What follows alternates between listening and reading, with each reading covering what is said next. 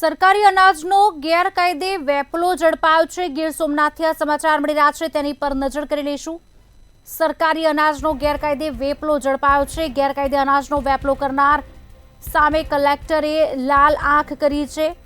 વેરાવળના Ajmeri colony વિસ્તારમાંથી આ અનાજનો જથ્થો ઝડપાયો છે, ત્યારે ખાનગી મકાનમાંથી આ ગેરકાયદે શંકાસ્પદ જથ્થો મળી આવ્યો છે। આપને જણાવી દઈએ, અલ્વી શબ્બીર હુસૈન નઝીર મિયાના મકાનમાંથી આ જથ્થો બરામદ કરવામાં આવ્યો છે।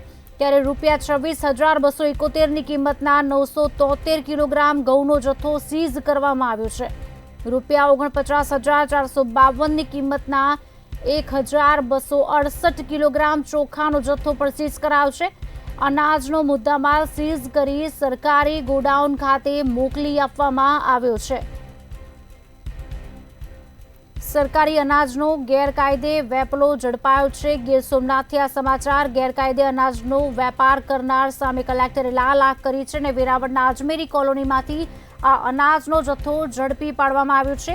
ખાનગી મકાનમાંથી આ ગેરકાયદે શંકાસ્પદ અનાજનો જથ્થો મળી આવ્યો છે, ત્યારે અલ્વી શબ્બીર હુસૈન નઝીર મિયાના મકાનમાંથી આ જથ્થો બરામદ કરવામાં આવ્યો છે। ત્યારે ₹26,271ની કિંમતના 973 કિલોગ્રામ ઘઉંનો જથ્થો સીઝ કરવામાં આવ્યો છે। ત્યારે 49,452ની કિંમતના 1,268 કિલોગ્રામ ચોખાનો જથ્થો સીઝ કરાયો છે।